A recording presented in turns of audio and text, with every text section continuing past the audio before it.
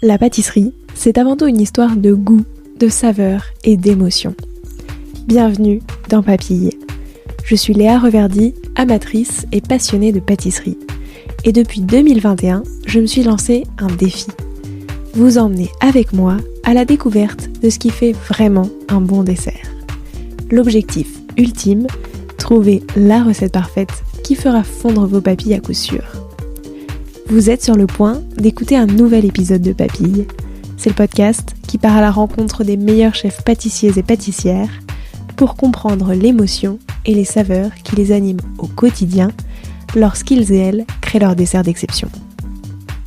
Après cet épisode, à vous de laisser libre cours à votre imagination et de créer les desserts aux saveurs qui vous ressemblent tout en vous inspirant des meilleurs. Bonne écoute! Bonjour à tous et à toutes, j'espère que vous allez bien. Tiramisu, tarte aux fraises ou coquillage, chaque dessert de Taraka Hamada semble raconter une histoire. Chef pâtissier de l'hôtel du Cap Edenrock, il nous ouvre les portes de son univers où la création naît d'un détail, d'un paysage ou d'un souvenir d'enfance. Entre deux saisons, lorsque l'hôtel ferme ses portes, il prend le temps de tout observer. Les rideaux, les rochers, les bourgeons de sapin. Et c'est de là que naissent bon nombre d'idées. Car pour lui, la création commence aussi par l'attention aux petits détails. Bonne écoute. Bonjour Tarek. Bonjour Léa. Comment vas-tu? Eh ben écoute, ça va super. Je, je suis en plein festival de Cannes. Je prends ce petit moment avec toi pour échanger et ça me fait très plaisir.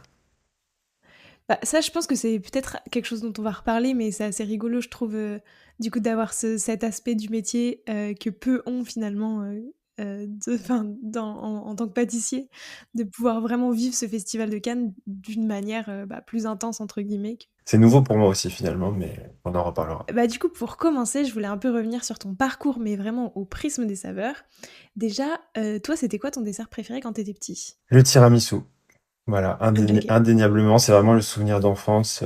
J'ai une partie de ma famille qui est italienne et du coup, le tiramisu, c'est la Madeleine de Proust. Voilà. Alors là, je te rejoins complètement. Mais est-ce que tu trouves pas qu'il y a peu de... Enfin, que les tiramisu dans les restaurants et tout sont très souvent décevants? Alors absolument, mais ma passion pour le tiramisu est telle que je suis prêt à supporter la déception. C'est-à-dire que s'il y a un tiramisu sur la carte, même si je sais qu'il va pas être ouf, je vais le Ah prendre. ouais? Ouais. Ouais, mais tu vois, c'est vrai que moi, je trouve qu'il y a ce truc de... Enfin, souvent, c'est pas full mascarpone, mais c'est mi-crème, mi-mascarpone, et je trouve que ça change quand même le goût du tiramisu. Ouais. Puis après, il y en a qui le Et préfèrent un peu mousseux, un peu crémeux, un peu ouais. léger. C'est vrai. Tu l'aimes comment, toi?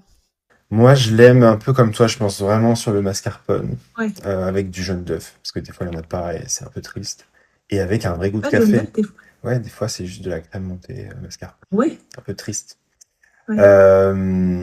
Et j'aime un bon goût de café, quoi, un expresso bien serré, bien fort, quoi.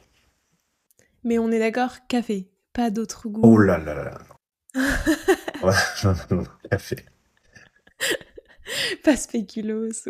Non, non, non, non. Ça repart, hein, par contre, ça, je refuse, hein.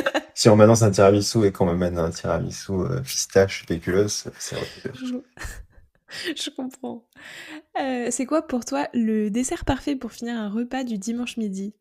Ah, le dimanche midi, je sais pas, peut-être une tarte aux fraises, quelque chose de simple qui met tout le monde d'accord. En plus, là, c'est la saison. On est plein mai. On est dedans, là. C'est parfait. Mais je trouve que les fraises, tu vois, les fraises, elles reviennent énormément souvent, justement, dans ces questions-là. Et c'est vrai que moi, je trouve que c'est genre trop bien. Enfin, c'est vraiment un fruit, on en mange tellement pas souvent dans l'année Ouais, que t'as hâte et tu profites à fond des tartes aux fraises. Et genre, la saison des fraises, t'en manges autant que tu peux, quoi. c'est ça. Les cerises aussi, là, j'ai reçu mes premières cerises hier, j'étais trop content. Ah ouais? Ouais, ça, j'ai hâte. Est-ce qu'il y a une saveur qui t'évoque ton arrivée à l'hôtel du Capitaine Rock? Une saveur. Je pense que ça va être les agrumes de Damien Blasco parce que quand je suis arrivé à l'hôtel, j'ai eu de la chance, j'ai pu avoir 3 mois pour faire des essais. Et du coup, je me suis mis en premier sur la tarte aux agrumes et du coup, j'ai reçu vraiment une montagne d'agrumes de chez ce producteur. Et donc, j'ai dû les préparer, les confire. Ça a pris plusieurs jours, donc je pense que ça serait ça. Ouais. Et qu'est-ce que t'en as fait? Le résultat final de tout ça? Mais il y avait plusieurs choses. Il y avait de l'anayuzu, il y avait du pomelo, il y avait du kumquat. Donc j'ai confié ce que j'ai pu confier pour pouvoir en profiter toute la saison. Et sinon, après, c'était des suprêmes, c'était des infusions avec les feuilles. Voilà, donc j'ai tiré parti de tout ça. Comment est-ce que, quand tu vas créer un dessert parce que du coup là ça m'intrigue un peu, j'ai envie de rentrer dans le vif du sujet. Heu, Comment tu fais? Tu te dis: «Tiens, j'ai un ingrédient, je le travaille de plein de manières, je vois ce qui marche le mieux, quelle partie on récupère?» Comment ça se passe? Bah, il peut y avoir plusieurs méthodes. Soit j'ai une idée qui m'est venue et du coup c'est assez précis dans ma tête et je vais me jeter dessus, mais c'est assez rare.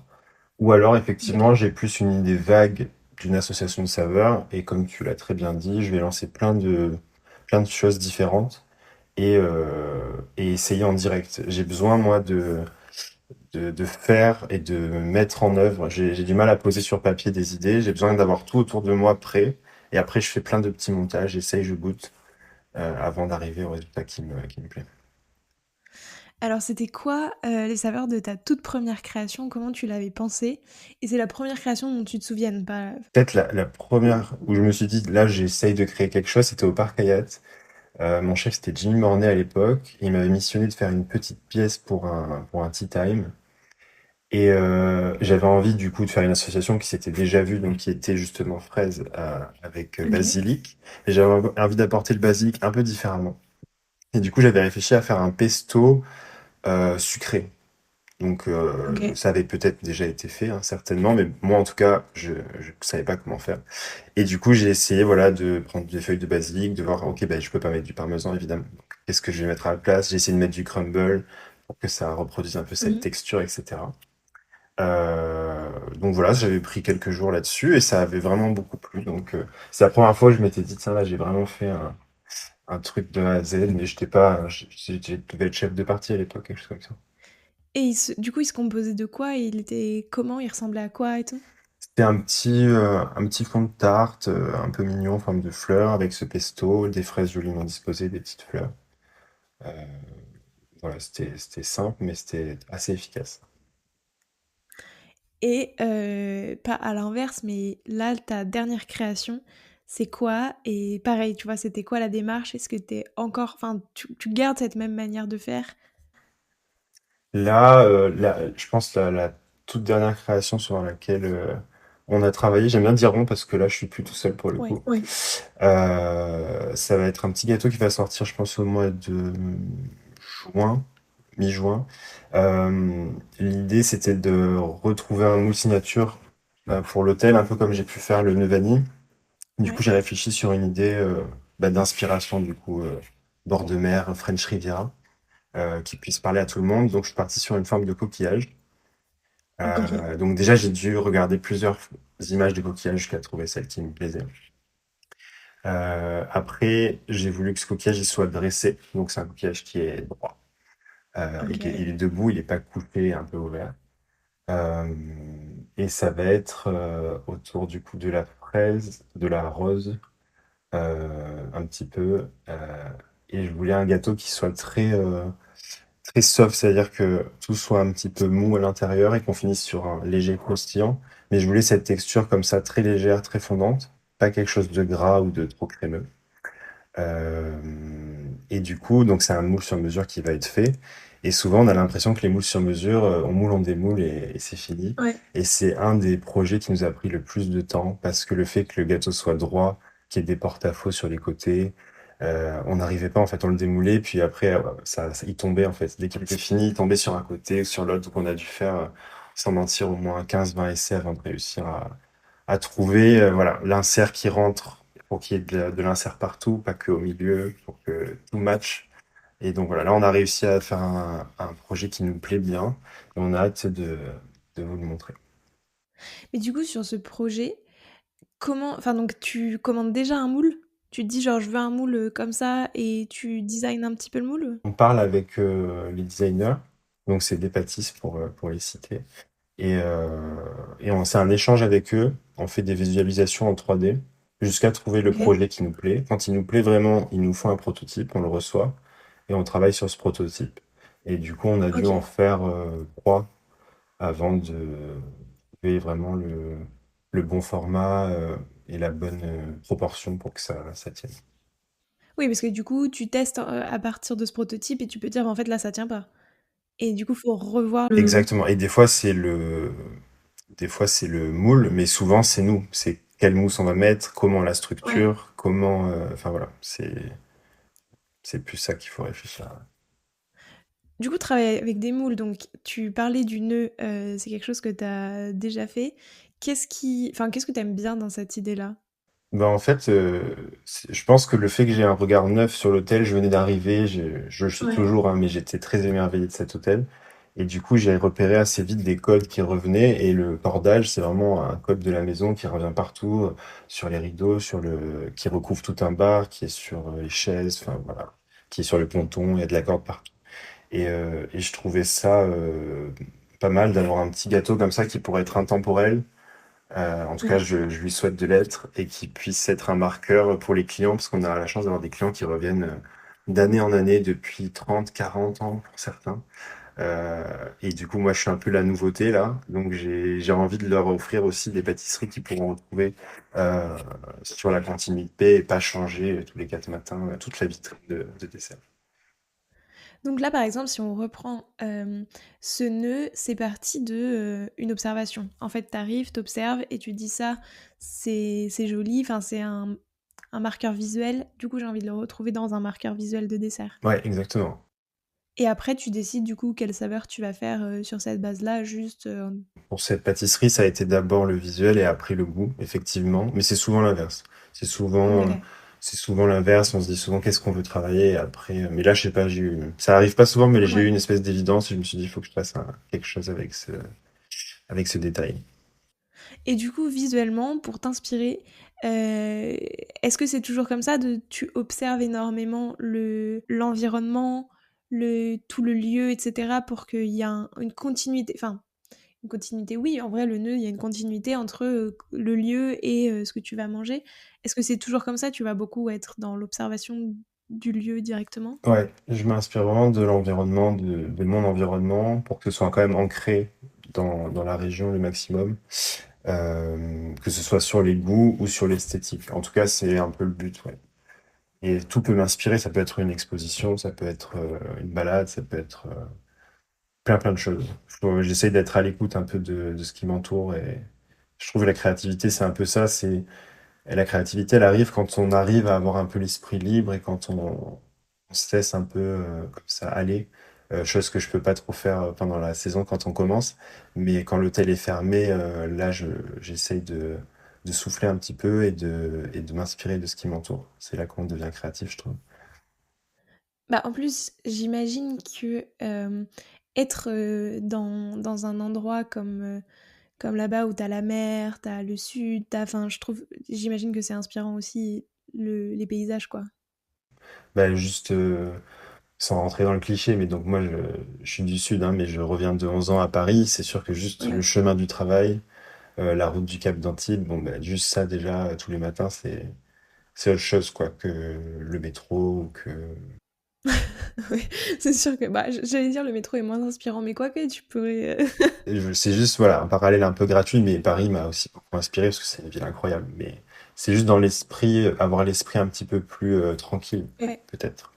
Tu besoin de nourrir cette créativité, mais quand tu vas être dans des moments un peu plus calmes, est-ce que du coup, dans les moments un peu plus intenses, quand, bah, j'imagine que là, tu es dans une période, intense, est-ce que c'est un peu, il y a un côté un peu frustrant justement de pas avoir le temps de créer? Ou est-ce qu'en fait, tu vraiment pas du tout le temps d'y penser et du coup, tu sais que dans tous les cas, ça sera un problème de plus tard, quoi? Ce que j'essaie de faire, c'est l'hiver, de penser dans les grandes lignes aux cartes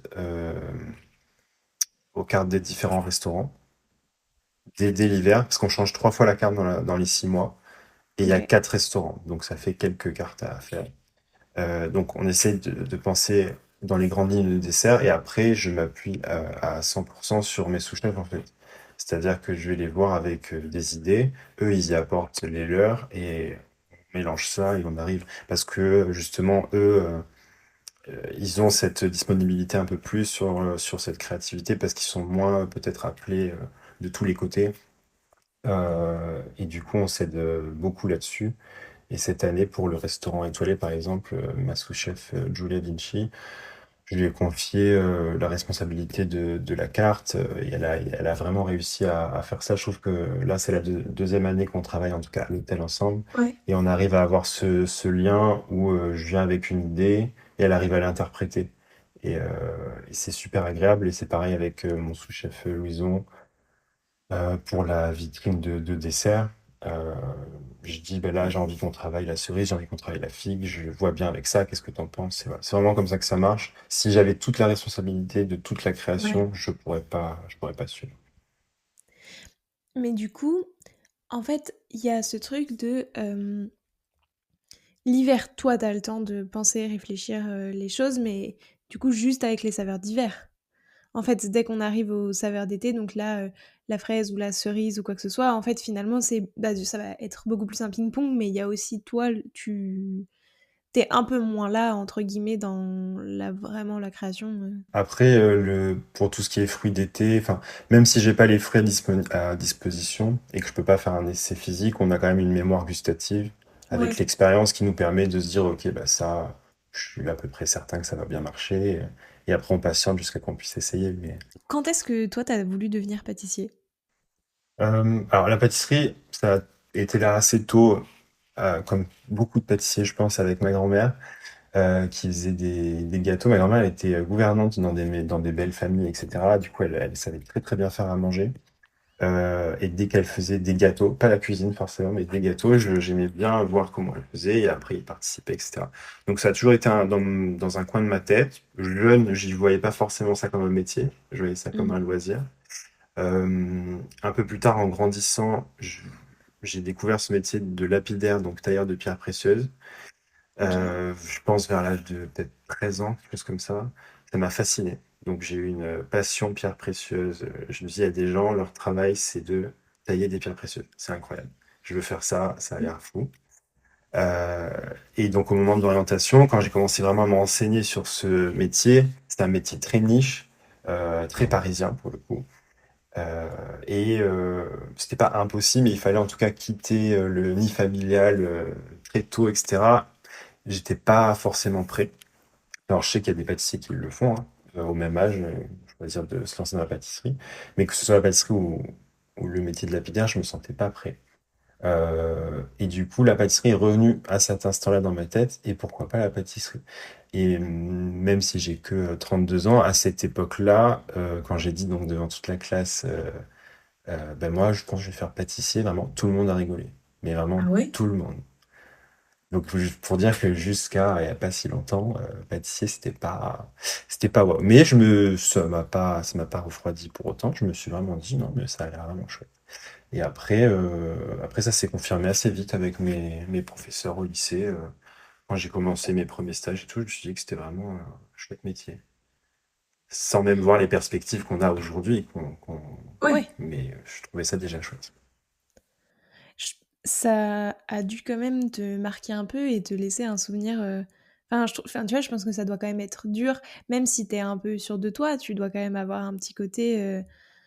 Bah, est-ce que je fais ça, quoi, alors que ça fait rire les gens, Sur non? le moment, oui, c'était pas agréable, mais en fait, c'est un peu triste parce que c'est toujours la même chose, je pense, pour beaucoup de gens. Si je regarde maintenant ces gens dans ma classe, peut-être qu'ils sont pas plus heureux dans ce qu'ils font, Oui. comme moi aujourd'hui. J'en rigole plus qu'autre chose, et puis je pense qu'on était tous très jeunes et que voilà, s'il y en a un qui rigole, tout le monde rigole. Voilà, je vais pas dramatiser le sujet, quoi. Mais donc, en tout cas, ça te décourage pas et tu te dis, si, si, c'est ça que je veux faire. Et après, ça a été crescendo. J'ai commencé, ça m'a plu et ça m'a plu de plus en plus. Et ce côté du métier, je trouve, où on a plusieurs, comment dire, plusieurs steps dans la carrière où on commence stagiaire, après on est commis, après on a un métier qui est très hiérarchisé, ce qui peut déplaire, mais ce qui est aussi pour moi, je trouve un avantage dans le sens où on se voit vraiment progresser. Il y a d'autres métiers où on arrive à un Ouais. poste et on voit pas forcément les perspectives, où il y a que deux steps, c'est-à-dire employé ou chef d'agence ou je sais pas ce que ça peut être, mais on voit moins l'évolution. Là, on se voit vraiment évoluer et à chaque évolution, on a des missions différentes. Et mon métier d'aujourd'hui n'a rien à voir avec le métier que je faisais il y a 5 ans, qui n'a rien à voir avec le métier que je faisais il y a 10 ans. Parce qu'on n'a pas les mêmes tâches, on n'a pas les mêmes attentes, on n'a pas. Donc c'est passionnant en fait.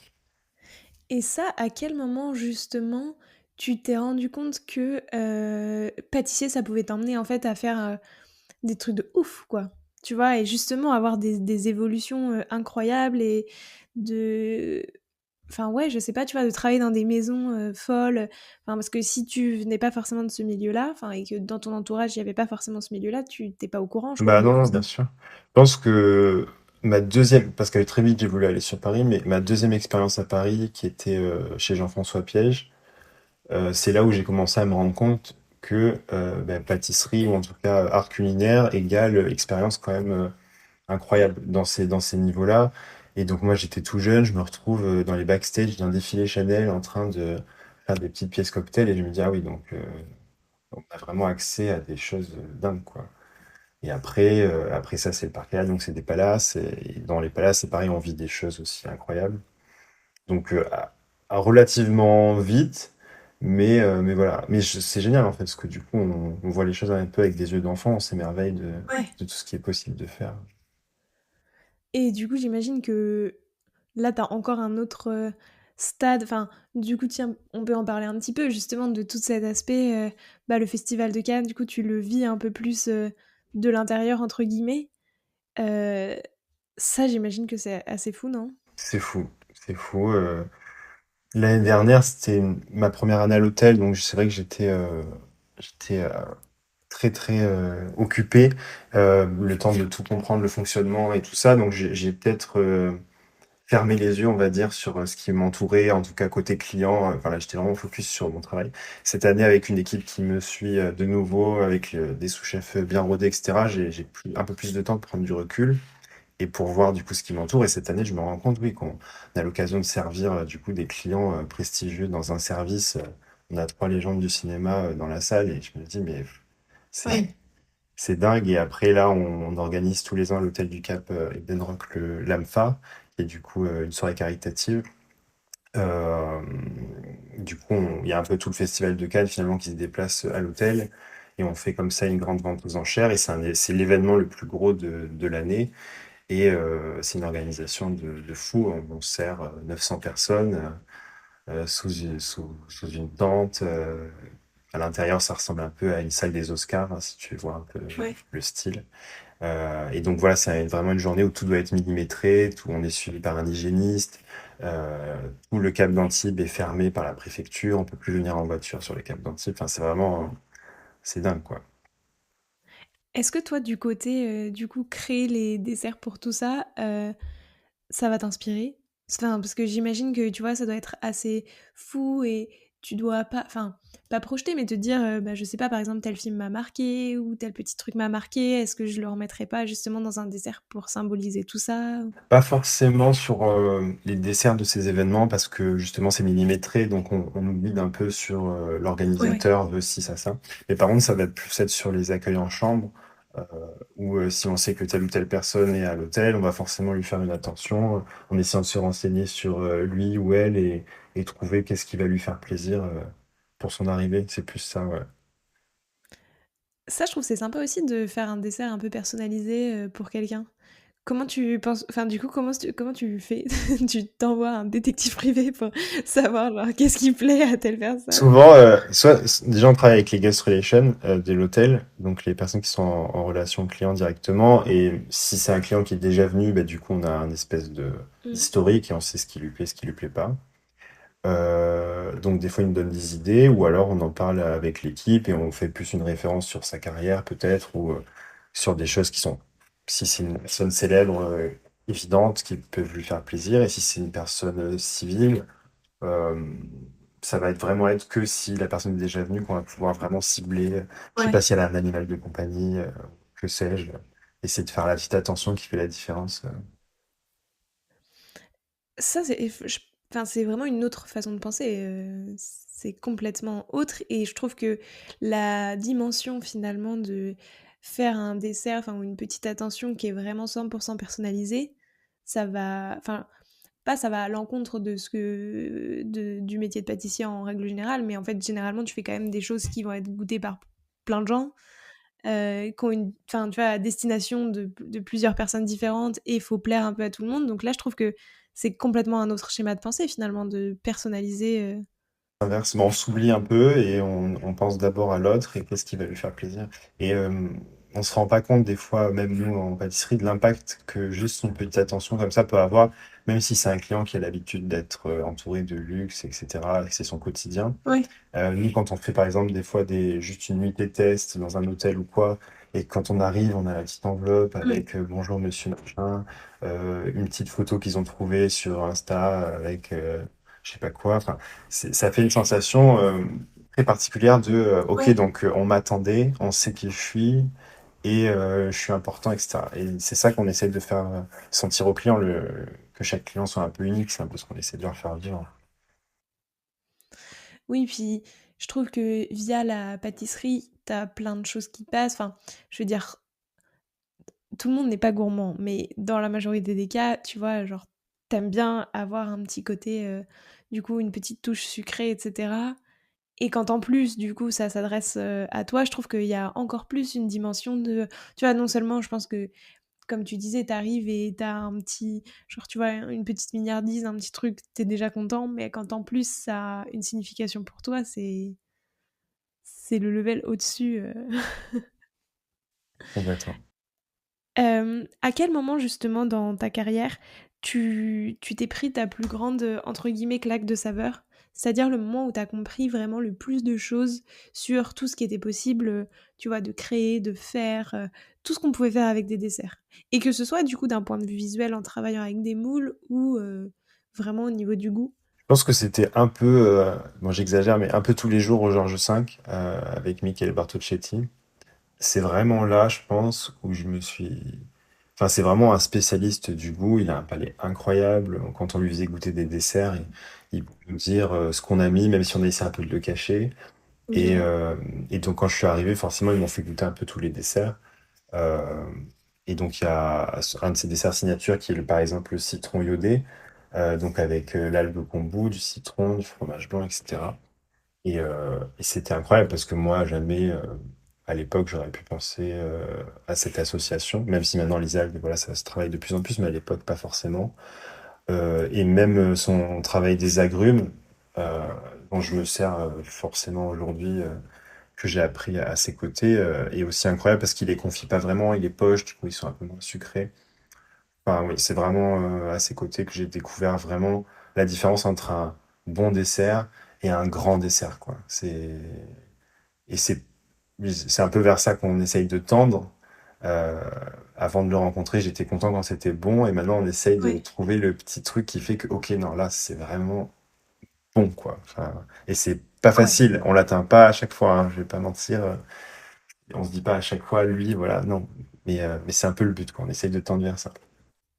Ça te l'a fait sur un dessert, justement enfin, c'est quoi le dernier dessert où quand tu l'as terminé, tu as trouvé ce petit twist et tu t'es dit: «Là, c'est un dessert de première ligue quoi et pas du tout, enfin c Mais là, j'avoue, je suis un peu, faudrait que je revienne un peu à Paris ou que je me balade un peu chez les copains du Sud, d'aller goûter tout ce qu'ils font. Je l'ai pas encore fait. Du coup, j'ai pas, là, dans les derniers mois, goûté des desserts, récemment. J'ai une petite wishlist de restaurants, à faire et je suis sûr que dans ceux-là, je vais prendre des claques, c'est sûr.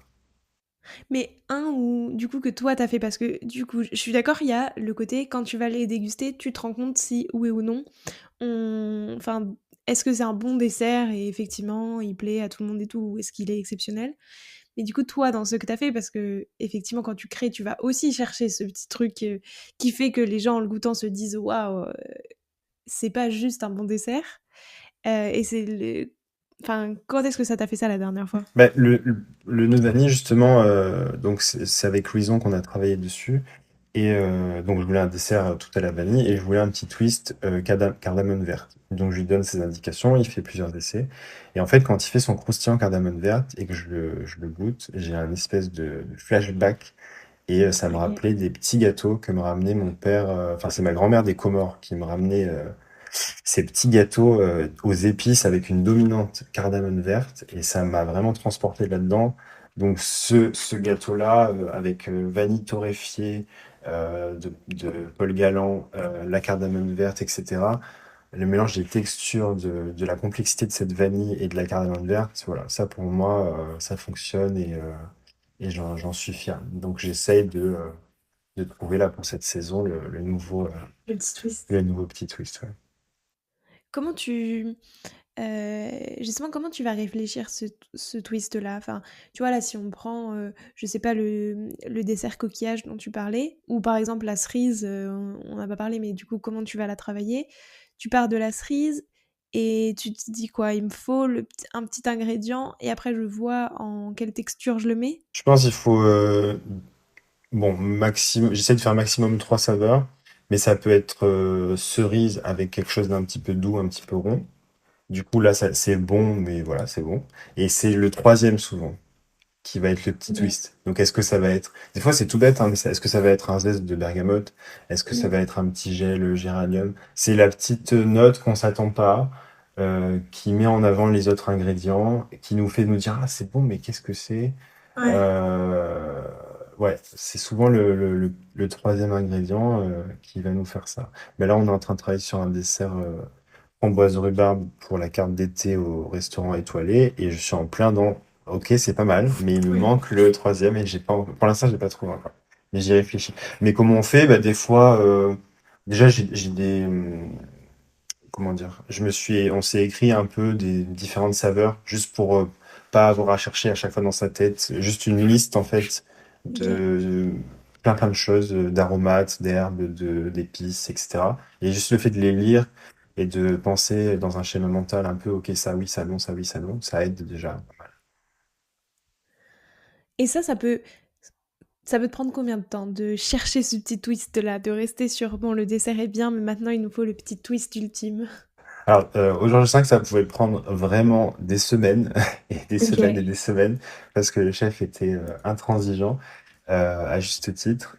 Là, le fait qu'on soit lancé dans la saison, j'ai une fenêtre de tir en fait qui est assez courte entre les changements de cartes, etc.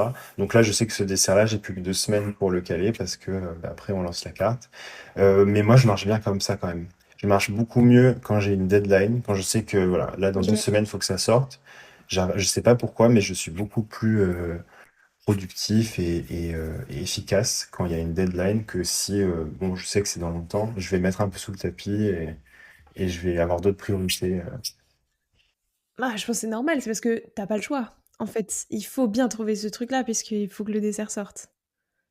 Alors qu'effectivement, quand c'est dans longtemps, tu te dis: «Bon, laissons poser, peut-être que Ça ça va va venir. venir comme ça tout seul». Spoiler, ça vient pas. Oui, c'est ça et après tu te retrouves une semaine avant en te disant: «Bon, cette fois-ci on n'a plus le choix, donc il faut trouver».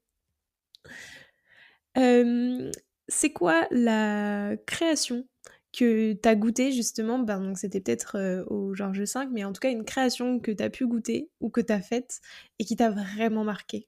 Qu'est-ce que j'avais adoré? Ben, à l'époque, ben justement, je sais que t'as fait un podcast avec lui il y a pas longtemps, donc Léon de Vivier, c'était un peu mon binôme, mon premier binôme au Georges V avant. Après, je suis passé avec Camille Grasse. Mais avec Léon de Vivier, il avait fait un dessert poire, eucalyptus et cidre de glace. Et c'était incroyable. C'était vraiment trop bon. L'eucalyptus, c'était dans un sorbet. Moi, je l'avais jamais trop travaillé. Non, c'était pas le sorbet, c'était un gel. C'était un gel eucalyptus. C'était un sorbet à la poire et cidre de glace. Et c'est poire pochée au caramel. Et c'est vraiment pas une association qui me serait venue en tête. La poire comme ça, un fruit un peu d'automne, hiver, Ouais, avec quelque chose de très frais comme l'eucalyptus, et ça a ouais. marché. Et ce qui m'a marqué, c'est que j'avais jamais goûté en fait, tout simplement, cette association. Je trouvais ça vraiment trop bon. Alors j'y reviendrai après parce que je trouve que enfin, j'imagine qu'il y a un côté, très cool justement de créer à plusieurs, enfin en tout cas de voir comment est-ce que fonctionne quelqu'un d'autre pour, s'inspirer un peu en se disant: «Ah oui effectivement, ça c'est cool, comment est-ce que je peux faire et tout?» J'imagine que ça apporte quelque chose, enfin, c'est pour ça que c'est ce que tu disais tout à l'heure, en fait, tu crées jamais vraiment tout seul et il y a toujours un peu l'idée qui vient de quelqu'un d'autre, aussi et tu ping-pong quoi, mais effectivement, je pense qu'il y a un côté un peu, bah, inspirant quoi. Ouais, c'est vraiment ça. Je sais que l'hiver, ce qui est un peu dur, c'est que du coup, vu que mon équipe, ils sont tous saisonniers, moi, l'hiver, je suis vraiment la seule personne qui reste en Mm. pâtisserie pour réfléchir.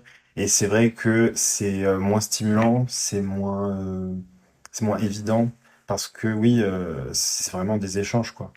Une idée de quelqu'un va faire rebondir sur autre chose et on va beaucoup plus vite quand on travaille ensemble que tout seul. Donc ça, oui, c'est évident que c'est un côté très plaisant du métier qui le fait qu'on essaye. Et puis là, j'essaye même cette année de faire des parallèles entre les services.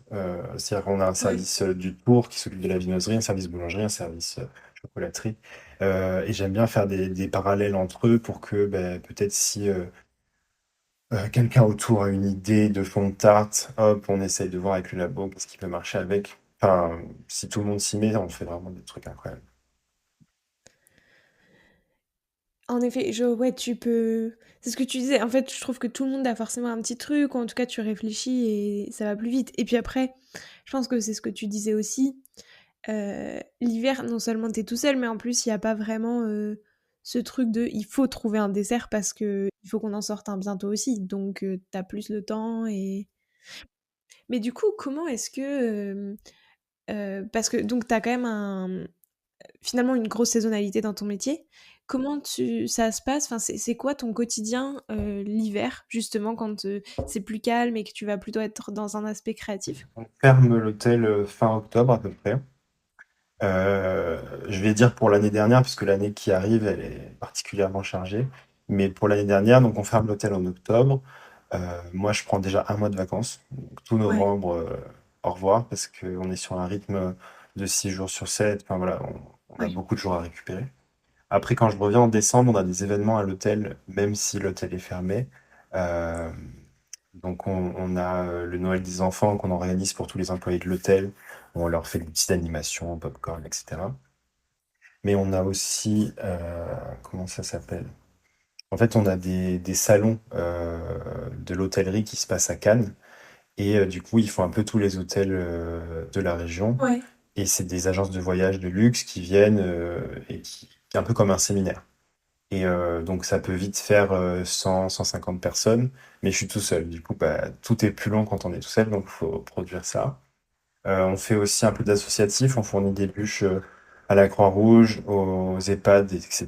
Donc, il faut les faire et il faut les produire, les décorer, les envoyer. Après, on passe en janvier. Janvier, je commence mon recrutement. Et c'est Ok. vraiment une partie que j'adore, le recrutement. Et c'est quelque chose qui me prend facilement 2 mois parce que je suis vraiment, je prends le temps de rencontrer toutes les personnes, d'avoir un vrai échange avec elles et de trouver les profils qui vont le mieux matcher avec mon équipe déjà constituée. Euh, et pour l'instant, je me suis pas trompé, mais en tout cas, le fait d'avoir une équipe qui me ressemble, Ouais. je sais que ça va fonctionner, je pars sur une saison beaucoup plus sereinement. Donc c'est pour ça que je prends ces 2 mois-là, vraiment pour voilà, rencontrer tout le monde, leur parler de l'hôtel, voir eux, c'est quoi leurs envies, c'est quoi leurs attentes pour cette saison, qu'est-ce qu'ils ont envie de voir, voir si leurs attentes matchent avec mes attentes. Donc ça, c'est une très grosse partie. Et après, en parallèle de ça, bah, je commence les essais en fait. Donc on va dire après février, mars, c'est les essais, et avril, on ouvre. Donc en fait, quand on Ok. pose sur papier, c'est juste que pendant la fermeture, je vais avoir des horaires un peu plus de bureau. Je vais être moins sur Ouais. des horaires comme on a l'habitude de faire en pâtisserie. Donc c'est moins intense, mais c'est des semaines quand même de travail. Et l'année prochaine, c'est une année chargée. En octobre, on va certainement partir à Palm Beach faire une ouverture d'hôtel du groupe, du coup. J'ai la chance de signer la carte avec le chef de cuisine de l'hôtel du Cap, Sébastien Broda. On va certainement faire un 4 mains avec le chef pâtissier de l'Eden Rock Saint-Barth, un hôtel aussi de la collection. Et du coup, bon, quand on nous rajoute toutes ces petites missions-là, ben, l'hiver, il passe encore plus vite, du coup, parce que ça décale le recrutement, ça décale les essais, Ouais. ça. Oui, puis en fait, tu te prépares aussi à avoir une saison après très très dense où du coup t'arrêtes pas pendant quand même. En fait, vraiment, je me suis rendu compte que la réussite de la saison, elle se joue beaucoup l'hiver. C'est-à-dire que plus j'ai Ouais. anticipé les process, l'accueil des équipes, plus j'ai anticipé qu'est-ce que j'ai envie de faire à la carte, les moules, la vaisselle, si je veux de la nouvelle vaisselle, voilà. Tout ça, ça se fait l'hiver parce qu'après l'été, c'est trop intense, j'ai pas le temps et je me fais Totalement. rattraper. Donc, Oui, finalement, c'est comme préparer un service en te disant, bon, faut que tout soit prêt parce que c'est pas pendant qu'on va avoir le temps de changer quoi que ce soit. Du coup, tout est vraiment planifié et ça, est-ce que c'était la première fois que tu travaillais comme ça dans ce... alors déjà, c'est mon premier poste de chef pâtissier. Et je sais que j'ai toujours un peu reculé cette échéance-là. J'ai jamais été pressé d'être chef. J'étais très content d'être sous-chef dans tous mes précédents emplois parce que il y a un côté un peu définitif aussi quand on passe chef pâtissier. Enfin voilà, je vais pas revenir sous-chef l'année prochaine. Et donc je voulais, Ouais. pour ce premier poste de chef, qu'il soit suffisamment challengeant et que la mission soit assez grande parce que je suis quand même quelqu'un qui s'ennuie très vite. Et j'avais pas envie de prendre un premier poste pour dire voilà, ça y est, je suis chef, et après me dire bon, ok, maintenant, dans 2 ans, qu'est-ce que je fais? Là, la tâche est tellement immense et je commence à peine à gratter la surface de ce qui est possible de faire dans cet hôtel, tellement, enfin, voilà, je m'attaque vraiment à une montagne, quoi. Je pense que ça va être mieux tous les ans. La première année, quand je suis arrivé, j'ai pris une claque parce que oui, la tâche, elle est Mm. colossale, quoi. Tu, tu disais, enfin, je repoussais un petit peu du coup le moment avant de devenir chef. Est-ce que tu penses que... Enfin, est-ce qu'il y a des choses qu'il faut avoir fait avant de devenir chef? Est-ce que tu vois, je sais pas, genre, peut-être, si quelqu'un, tu vois, se pose la question, enfin, se dit, justement: «Non, mais si, moi, j'aimerais vraiment être chef» et cetera. Qu'est-ce qui fait que toi, tu repoussais ce moment-là? Enfin, outre le effectivement, après, tu peux plus retourner en arrière, mais qu'est-ce qui fait que tu avais envie de prendre le temps? Je pense qu'il faut s'écouter, franchement, parce que il y a des personnes qui sont très jeunes, très talentueuses et qui se sentent prêtes et qui le sont et qui le deviennent et c'est OK. Je pense pas qu'il y ait un schéma particulier à suivre. Et moi, je me suis écouté en me disant, mais là, je sais pas, je me sens pas encore capable ou je me Mmh. sens pas, j'ai l'impression que j'ai encore des choses à apprendre, etc. Faut pas non plus que ça tombe à l'inverse où on se trouve des excuses pour pas aller dans ce Ouais. schéma-là où on se dit non mais je suis pas prêt, je suis pas assez bon, je suis pas assez si. C'est un peu factuel et moi je pense qu'il me manquait un peu ce côté que j'ai retrouvé dans mon précédent emploi, un peu encadré, une grande équipe, même si c'était voilà pas aussi grand que là, mais un peu ce côté encadrement, un peu ce côté création aussi que j'ai beaucoup vu. Euh, Ça et même le fonctionnement d'un hôtel un peu de même dimension, Mmh. c'était ça un peu qui me manquait avant de prendre vraiment un poste comme celui-ci. Oui, parce qu'après, effectivement, tu as quand même tout l'aspect, bah, c'est ce que tu disais, de préparation, de savoir anticiper, de savoir, caler un peu tout enfin, qui s'invente pas, quoi et faut enfin, j'imagine que ça doit être d'un coup pas mal de responsabilités qui sont, enfin, voilà, qu'il faut savoir gérer, quoi. Ouais, en fait, c'est beaucoup d'humains, en fait. Ouais. Mon métier aujourd'hui, c'est beaucoup d'humains, beaucoup d'accompagnement, d'essayer de les faire évoluer, d'essayer de les guider, que tout le monde, que ce soit fluide entre les services, euh, créer de la cohésion. Enfin voilà, c'est un vrai rôle de manager. Et je m'imagine un peu comme ça, où chacun a son rôle à jouer et moi je suis un peu en haut et j'ai une vision plus globale en fait de ce qui Ouais. se passe et j'essaye de faire en sorte que leur travail au quotidien pardon, il soit fluide, efficace, qu'ils aient tout ce qu'il faut pour pouvoir travailler quoi.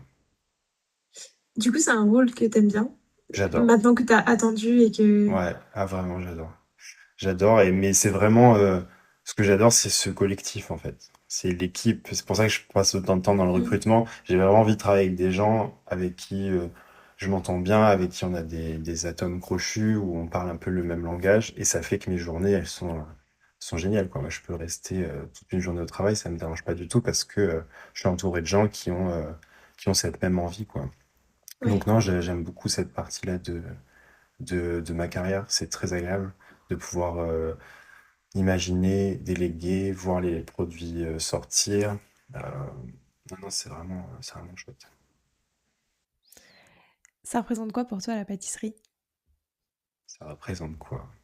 C'est c'est un patrimoine culturel français. C'est quelque chose dont on est très fier, à juste titre, je pense. C'est unique au monde ce qu'on fait ici. Il n'y a que nous qui passons autant de temps, d'énergie Ouais. à cette discipline. Et à chaque fois, on pense qu'on a fait le tour, qu'on a tout vu, qu'on a tout fait. Et à chaque fois, on a un collègue, un confrère qui nous prouve que non, on a encore des choses à faire, encore des choses à voir. Même si des fois, on revient un peu en arrière. Euh, c'est vraiment passionnant.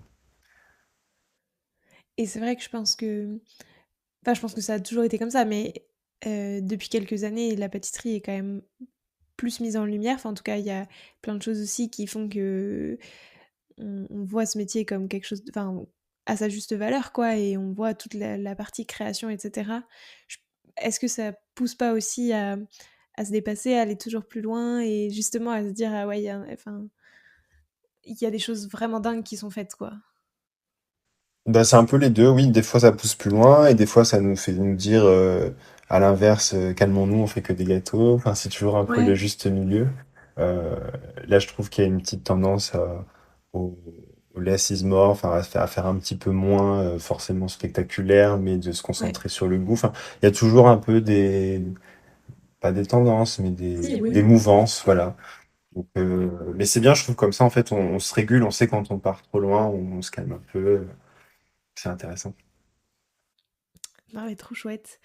Bah, écoute, merci beaucoup pour terminer. Je te propose de te prêter au jeu du petit questionnaire de Proust des saveurs.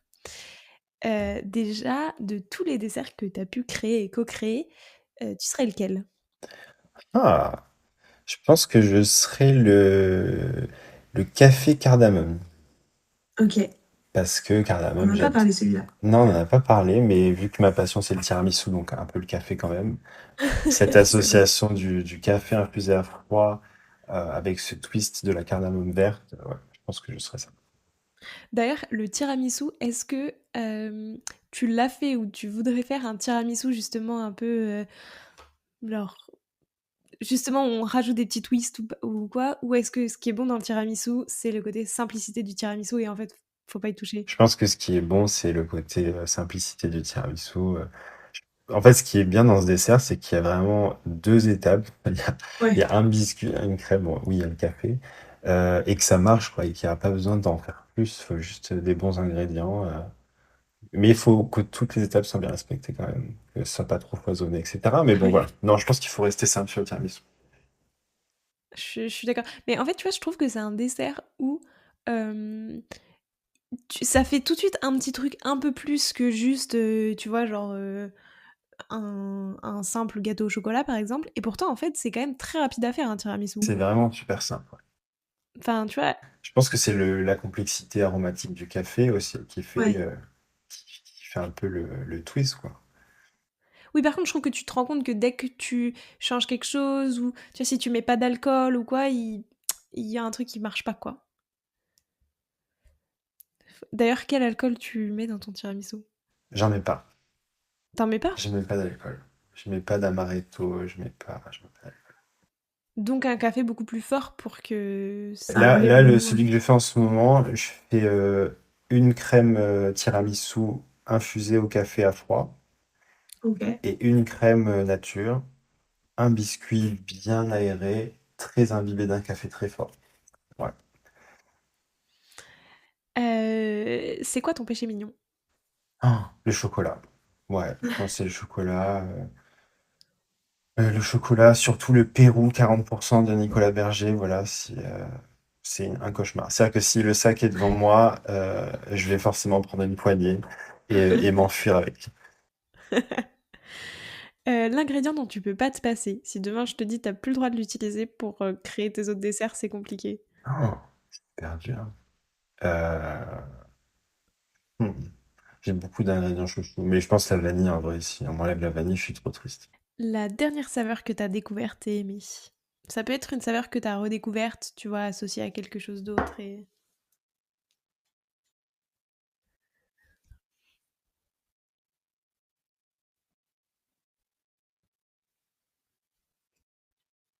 ouais.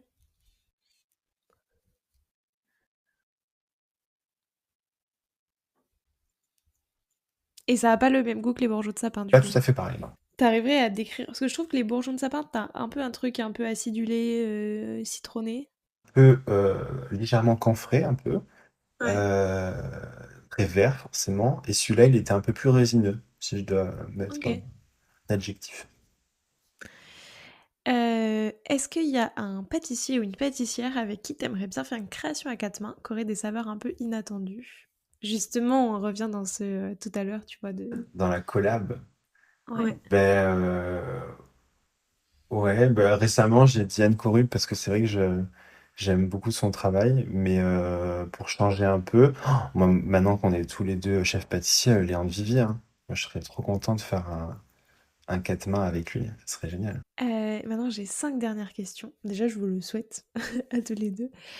Plutôt vanille ou chocolat? Alors, chocolat, Praliné pistache ou noisette? noisette. T'aimes pas la pistache? Si, mais la praline noisette, c'est imbattable. Je sais pas, j'ai l'impression que les gens qui adorent la pistache préfèrent la pistache un peu par-dessus Si on tout. pose la question différemment, si tu dois manger tous les jours un praliné, ça serait noisette ou pistache. Je pense qu'ils vont dire noisette parce que manger tous les jours un praliné Ouais. pistache, c'est un peu fade. C'est vrai. Paris-Brest ou Saint-Honoré? Paris-Brest. Herbe ou épice? Oh, waouh, épices, Laquelle en particulier? carrément. Et puis enfin, du coup, ton dessert, le nœud ou bien le coquillage qui va arriver? Ah, ah. Ah, j'adore. Le coquillage, franchement. Ouais. Ça apporte un peu de nouveauté. Ouais, je sais pas, je le sens bien. Vous me direz. Bah, j'ai hâte du coup de voir ce coquillage. Bah écoute, merci beaucoup. Je demande à tous mes invités un petit défi pâtissier à lancer à tous les auditeurs et auditrices qui voudraient le refaire. Donc soit un ingrédient à goûter, une recette à tester, enfin ce que tu veux. Quel défi est-ce que tu peux lancer? Pourquoi pas l'eucalyptus? On en parlait tout à l'heure dans le dessert de Monsieur Vivier. Ça se trouve assez facilement, en vrai, l'eucalyptus. On peut ramasser les feuilles, les laver correctement. Et on peut essayer de faire un gel avec ou une infusion. C'est vraiment très très bon. Ok. J'ai vu, j'allais te demander si ça se trouvait facilement parce qu'effectivement, je. Mais après, c'est peut-être les trucs où tu fais pas attention. Ouais, c'est des feuilles très longues. Et c'est Ouais. l'arbre qui a le tronc avec les écorces qui s'émiettent, qui font un motif un peu militaire. Je pense que même au bois de Ok. Vincennes, il y a de l'eucalyptus. Ok. Il y en a vraiment partout. Bah écoute, merci beaucoup. Qui t'a envie soit le prochain ou la prochaine à passer derrière ce micro?